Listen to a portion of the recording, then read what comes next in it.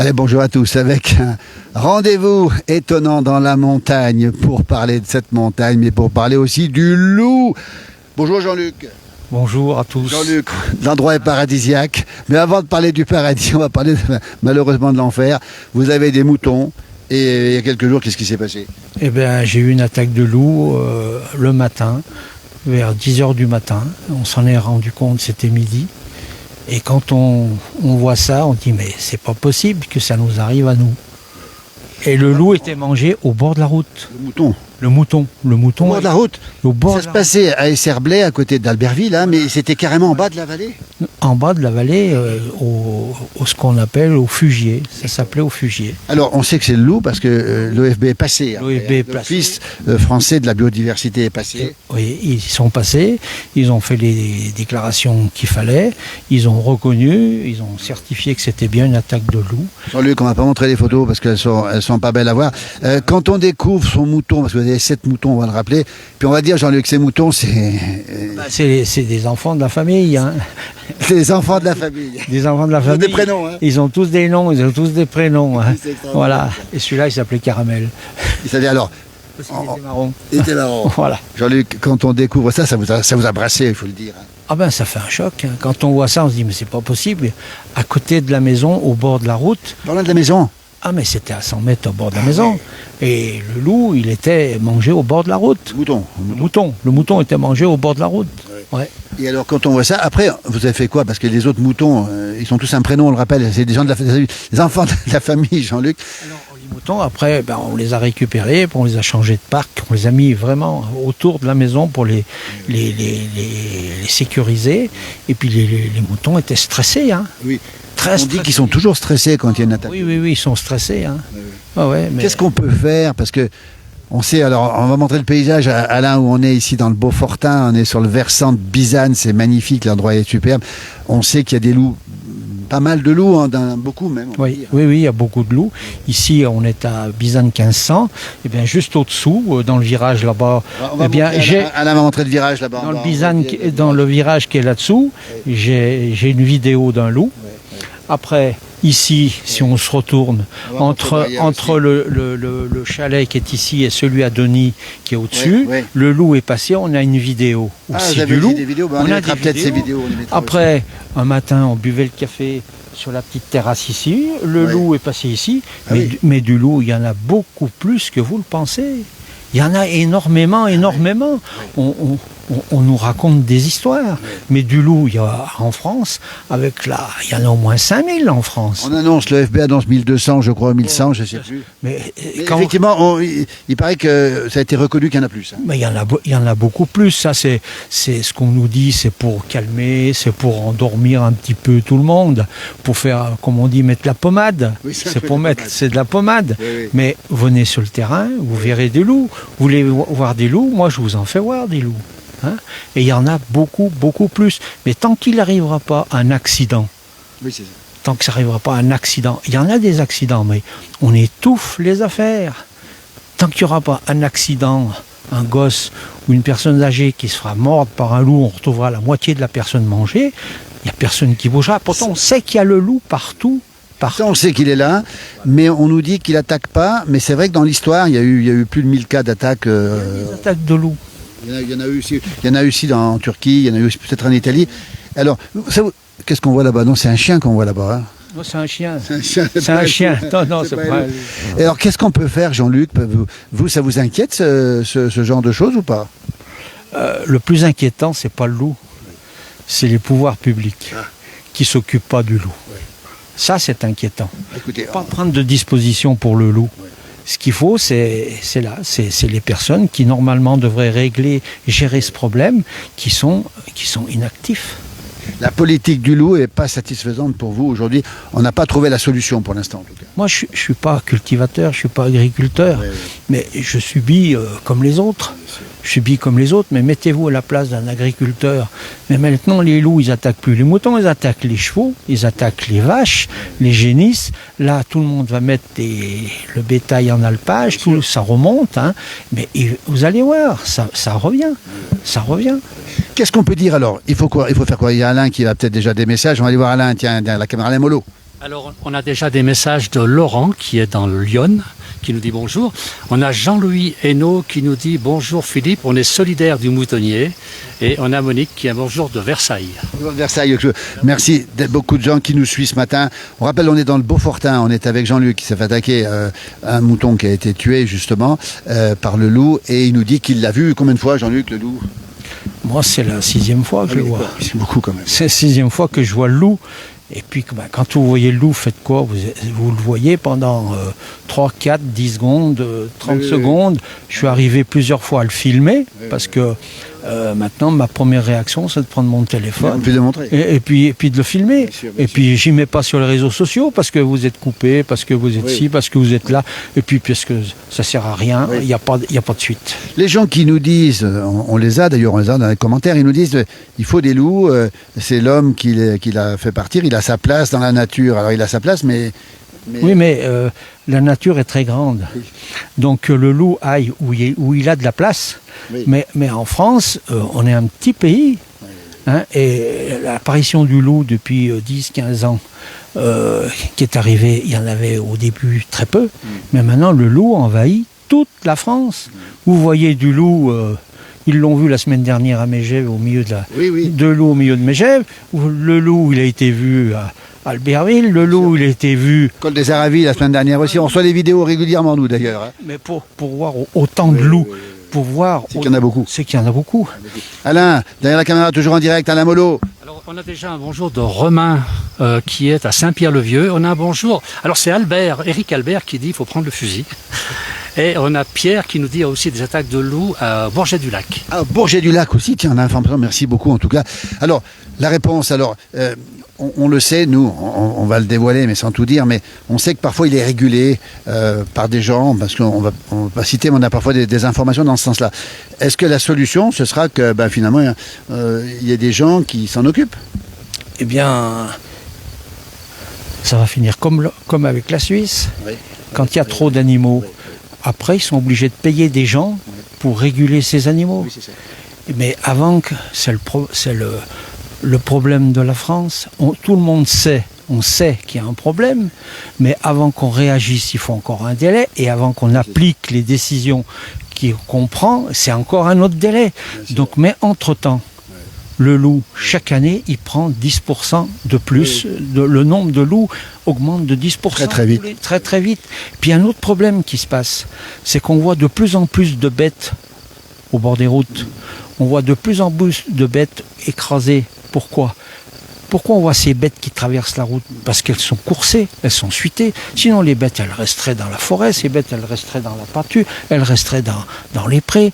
Pourquoi ces bêtes, elles se déplacent le jour? Vous voyez, c'est parce que ces bêtes, derrière, il y a un problème, il y a quelque chose qui les pousse à traverser. Il y en a qui se font écraser, il y en a qui passent. Mais si vous regardez bien, vous voyez de plus en plus de gibier qui traversent la route. Pourquoi? Parce qu'il est stressé par le loup.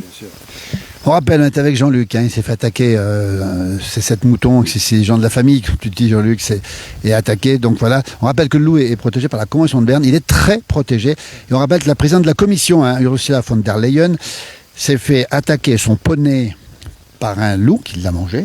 Et donc, on va vers une procédure probable de déclassement du loup de très protégé à protégé. Ça vous rassure ou pas, ça? Oh, écoutez, j'y croirai quand j'y verrai. Je suis comme saint Thomas.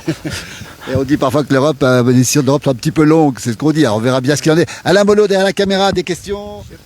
Non, j'ai beaucoup, mais pas des choses très intéressantes, donc pas de message vraiment... Tout est intéressant, malgré tout. On est dans le Beaufortin, Alain, on va montrer le paysage. Le Mirantin. On est à quelle altitude, Jean-Luc, ici? Ici, on est à 1450. Alors, c'est un petit paradis, parce que, regardez, on va montrer le chalet. Le chalet est exceptionnel. On va pas dire l'endroit où on est. Les gens vont le deviner. Ceux qui sont du coin vont le reconnaître. Mais le chalet, ici, date de quand? Regardez le chalet comme il est beau, Alain. On va nous le montrer, Alain. Des années 1850. Hein. Regardez, 1850. On ira voir, dans un instant, Isabelle, qui a mis les fleurs, 1850. Regardez, un vrai chalet. Et vous y vivez à l'année? Pratiquement. Mais l'hiver, il y a de la neige partout, il y a énormément de neige dans le Beaufortin. Le Mont Blanc n'est pas loin. On le voit d'ailleurs, le sommet du Mont Blanc, là-bas au fond, on doit l'apercevoir. On a une route privée, mais avec les moyens actuels, c'est plus un problème. On déneige. On déneige et c'est un agriculteur qui est tout content de venir déneiger avec sa fraise et qui nous fait une route. C'est une piste de luge pour les enfants. Et la tranquillité, ça n'a pas de prix. Alors, on va le rappeler, l'endroit est exceptionnel. Nous, on a vu beaucoup d'endroits. Alain Molot sera de notre avis. L'endroit est absolument magnifique. On a la forêt et on comprend aussi pourquoi les humains s'y plaisent, mais peut-être pas que les humains, les loups, on comprend pourquoi ils viennent par là. Alain, des questions ou pas? Alors non, j'ai quelqu'un qui me dit que c'est l'humain qui empiète toujours sur la faune et la flore. Voilà. Oui, alors, il faut trouver la cohabitation. C'est surtout ça qui est important, hein, quand même. Hein. La cohabitation, elle a toujours existé. Hein, il y a toujours eu des loups, il y a toujours eu des prédations, mais ce qu'il faut, c'est trouver le bon équilibre. Le problème, c'est qu'on ne trouve pas le bon équilibre et on n'a pas les gens qui se chargent de trouver cet équilibre. Je crois que c'est la sagesse qui parle, hein, l'équilibre pour que tout le monde soit content, voilà, et que ça se passe bien pour tout le monde. Et exactement. On va avancer un petit peu, on va montrer le chalet quand même, le chalet magnifique. Je ne suis pas contre le loup. Non, je suis contre le nombre de loups qu'il y a en France. Les agriculteurs ne sont pas contre le loup, mais ils sont contre le nombre de loups, la population, la prédation que le loup fait sur le patrimoine agricole. Vous êtes d'accord? Nous, on les rencontre, on sait qu'effectivement c'est un gros problème. Alain, des questions ou pas? Des gens qui font des remarques. On va s'avancer un petit peu, on va montrer la collection. On va aller voir Isabelle, elle va nous parler de ses fleurs. Après, on ira voir Soren, c'est votre petit-fils, alors il a 15 ans, il est incroyablement passionné. Alain Molot est avec nous. Ne tombe pas, Alain, parce que là-bas, derrière, il y a le précipice. Regardez un petit peu. Alors, Jean-Luc, une chose quand même. Ici, vous avez un chauffage, on va le préciser. Vous avez l'électricité, vous avez le solaire aussi. Tiens, devant la caméra d'Alain Molot, justement. Oui, on a le Linky.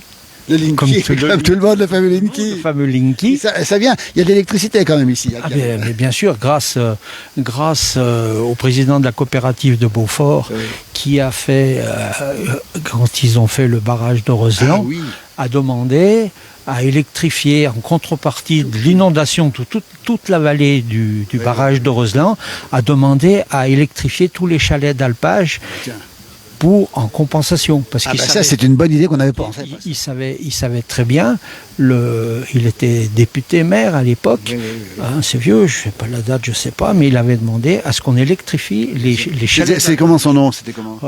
Avocat. Lucien Avocat. Voilà. On va le rappeler. C'est grâce à lui que tous les chalets d'alpage ont été électrifiés. Voilà. Et qu'on a eu, que tout le monde a pu avoir l'électricité. Et ça, c'était un grand pas pour les agriculteurs, parce qu'ils avaient de la lumière, qu'avant c'était la lampe à huile.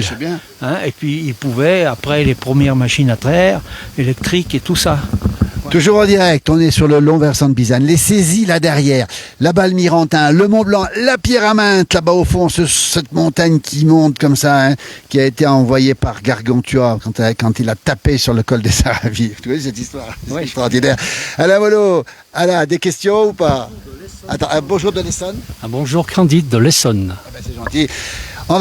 Dis donc, si on demandait à Isabelle de venir nous rejoindre, parce que les géraniums qu'on voit là-haut, la couleur, elle est pas possible. Isabelle va nous rejoindre. Vous la connaissez bien, Isabelle, hein? Ah, pas de problème. Bonjour Isabelle. La maîtresse de maison. Bonjour. Isabelle, on est alors couleur fuchsia, comme les géraniums. Le rouge, hein. Dis donc, comment ces géraniums peuvent être aussi rouges? Je pense qu'Alain, il les montre là-haut, on les voit, hein. On les voit bien. Et pourquoi ils sont si rouges ici? Bah écoutez, ça doit être l'altitude, certainement. Un géranium, il va très bien en montagne. Oui. Il faut qu'il ait de la fraîcheur, du soleil et de l'eau. Ah bah, c'est résumé. Exact. Combien vous en avez? Oh, je ne sais pas compter, hein. Il y en a beaucoup. Est-ce qu'il faut les arroser? Non, pas trop. Pas ici, parce que ça pleut pas mal ici. Pas trop. Oui. Non, ça ça craint va. le froid ou pas? Ah oui, quand même, un petit peu. Ça peut arriver que ça gèle aussi. Ah si, ça gèle.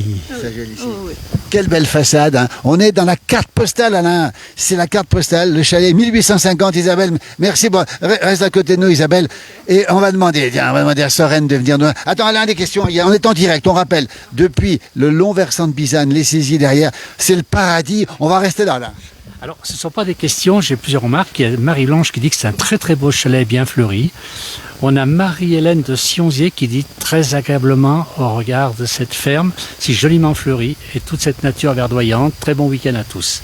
Écoute, ça c'est des compliments. Regardez-le, il est plus grand que le papy. Ah Et oui. Papy est battu. Ah oui, oui, sans problème. Dis donc, Soren, t'as 15 ans. Ouais.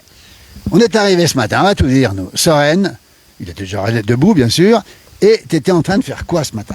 Et bah, je réparais une de mes cannes à pêche que j'avais abîmée, cassée. Voilà.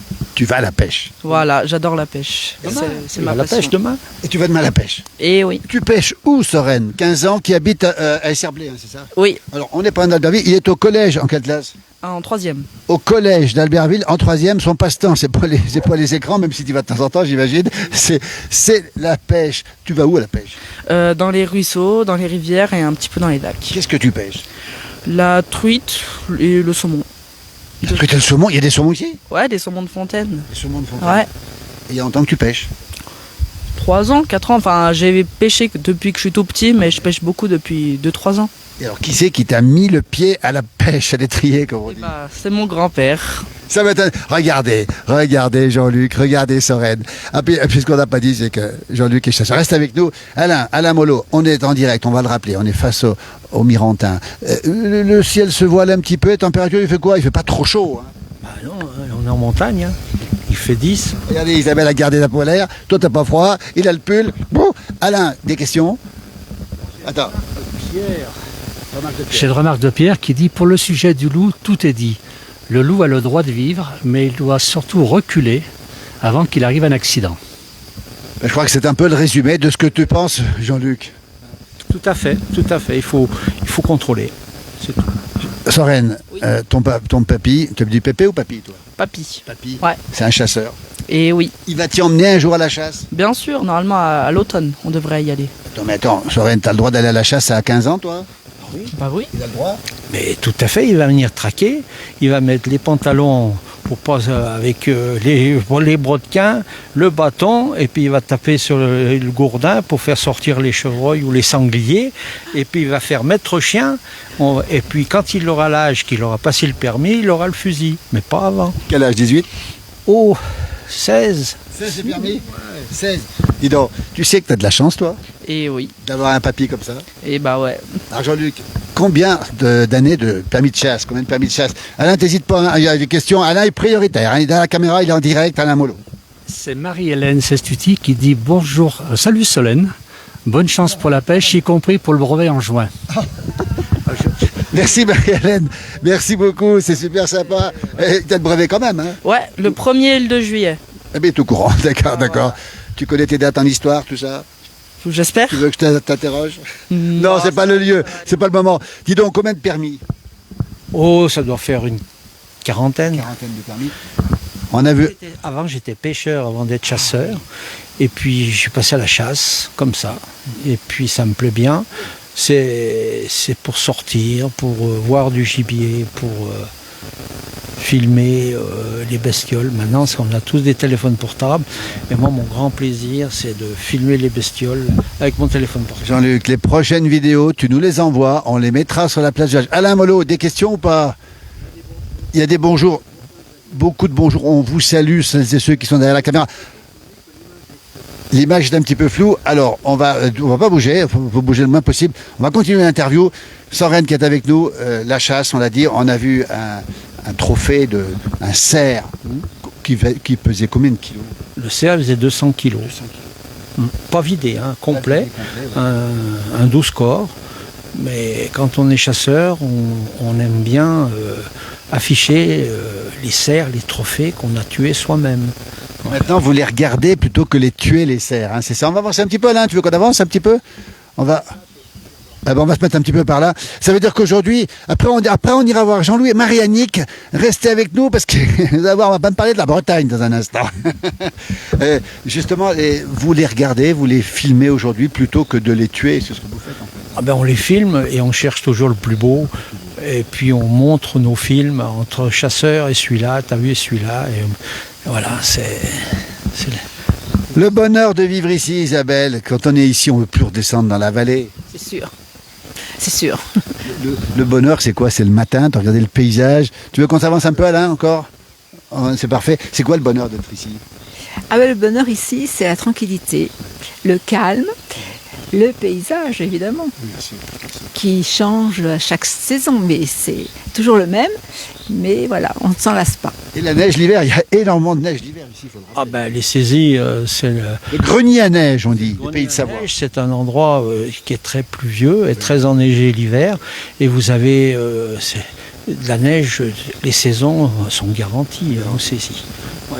Toujours ici à Bizane. Alain, des questions ou pas? Puis après, on va demander à Jean-Louis et Marie-Annick de venir nous rejoindre. C'est des amis à vous, hein, c'est ça, hein? Tout à fait. Comment? Ah, Josiane nous dit que ça veut dire... Bah, écoutez, après il y aura du monde. Jean-Louis Lijon qui vient de Combloux. Alors Combloux, Jean-Louis, est-ce que vous savez l'origine du nom de Combloux? Oui, la Comboulou. La Comboulou. Alors on va le rappeler aussi, c'est que l'hiver dernier, ou il y a 2 hivers, il y a eu des chiens.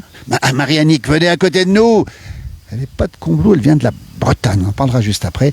Il y a eu des chiens qui ont été attaqués par des loups. Vous avez su ça à Combloux? Oui, oui, tout à fait. Oui. J'ai vu les photos. C'est très impressionnant de voir que le chien est complètement mangé sauf la tête. Exactement. Pourquoi, on ne sait pas. Vous l'avez vu le loup, Jean-Louis, vous? Oui, je l'ai vu à côté du chalet, parce que maintenant j'habite à Villars-sur-Doron. Il habite juste pas loin d'ici, hein, sur le coteau aussi, oui. Et on a eu 2 attaques de biches derrière mon garage. Oui.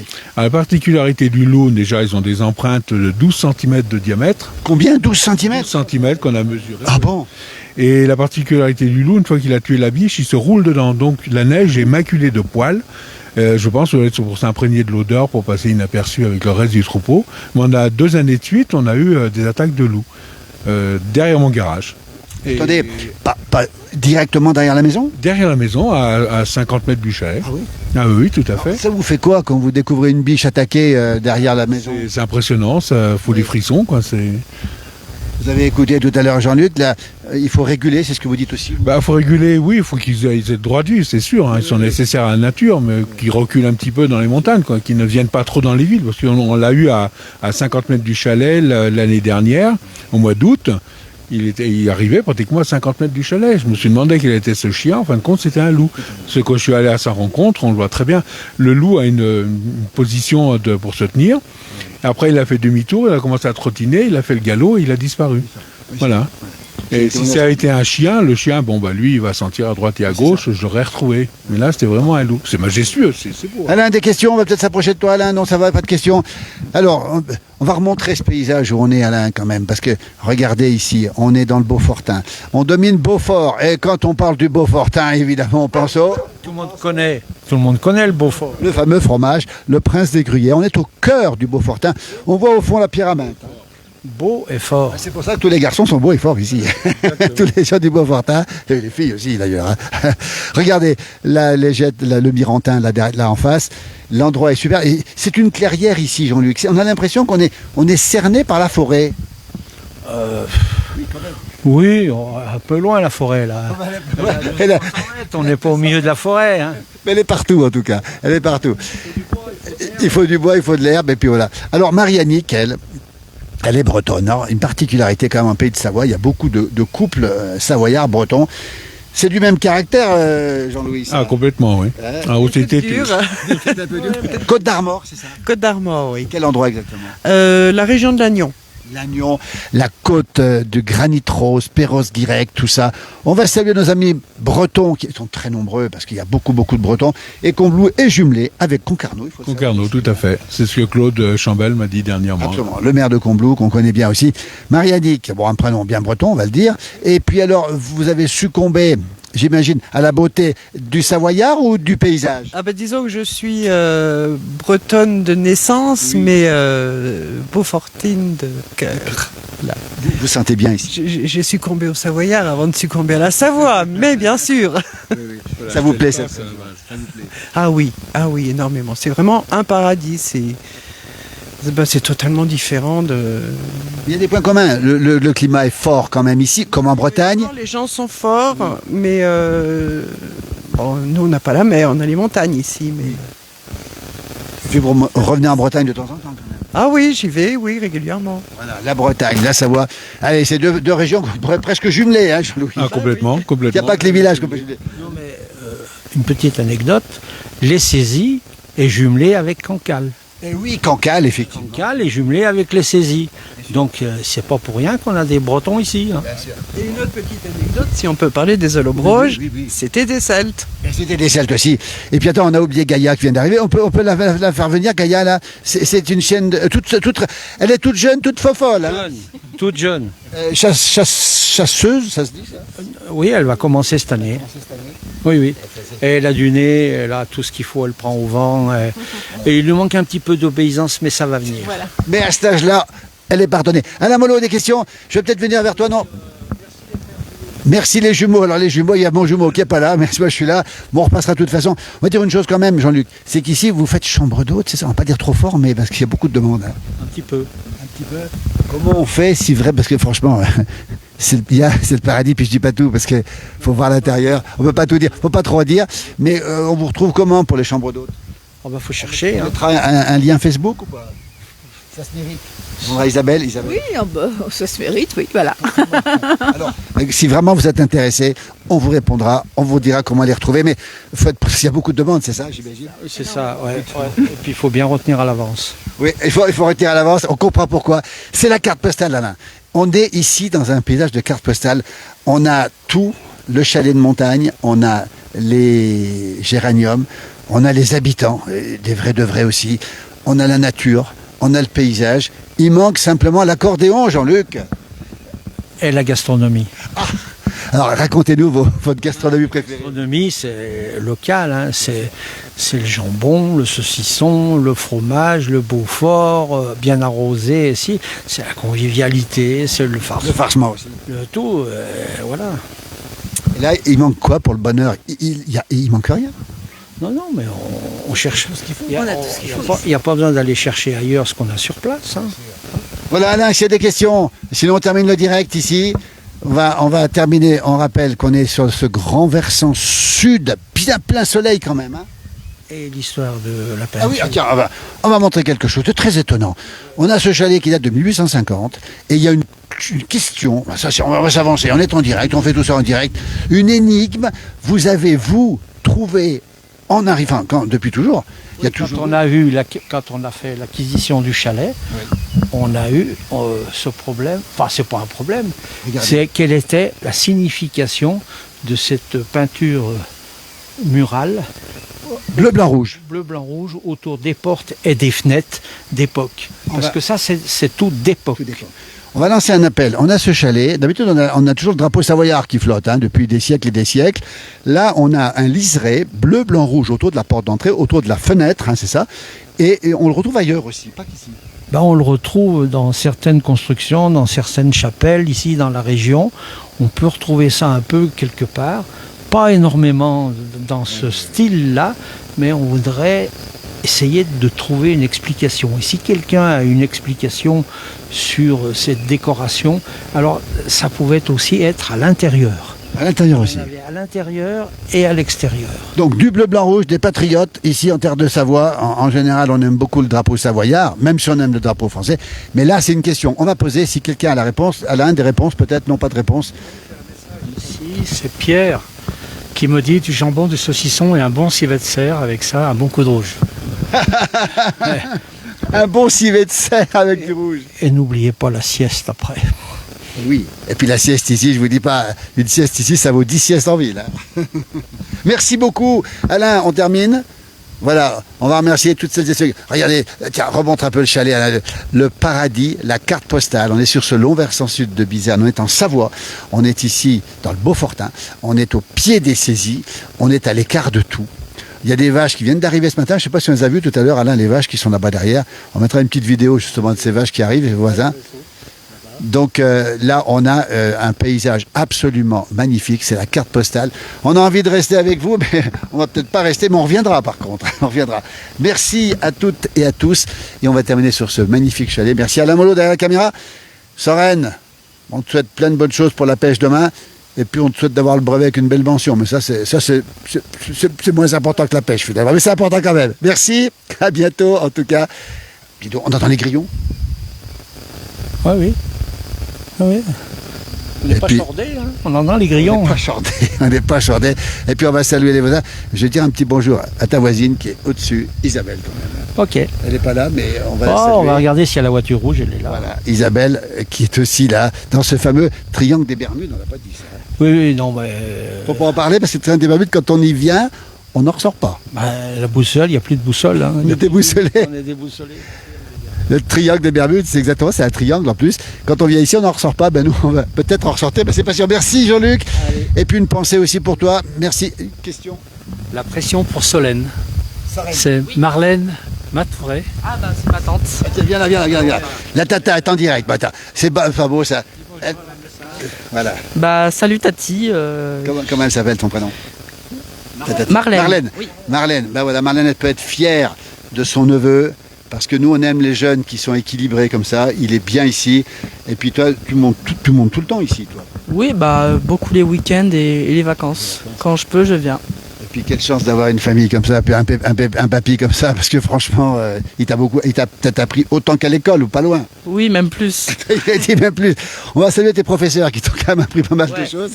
Mais c'est vrai que le papy, il t'apprend plein de choses. Il t'a appris la pêche, il va t'apprendre la chasse. Qu'est-ce qu'il t'apprend d'autre encore? La nature. Et bah comment on bricole, comment marche la vie.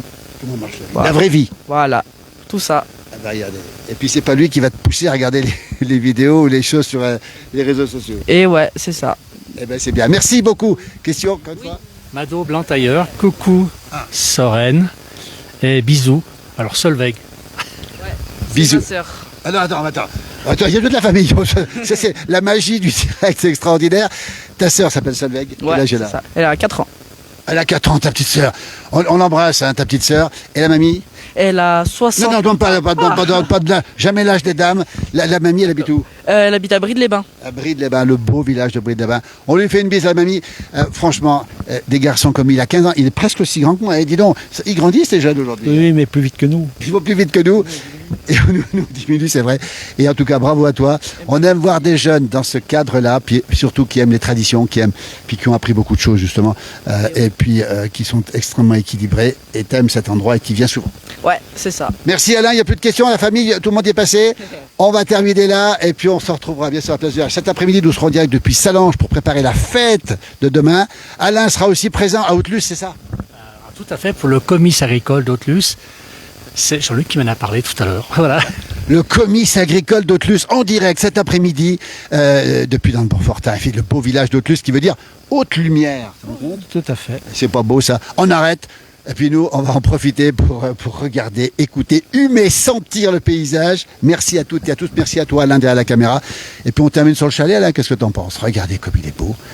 C'est la carte postale. Ce chalet, ses fleurs, les grillons, la montagne, la nature, les cloches des vaches, la Savoie, un concentré de Savoie. Merci, à bientôt.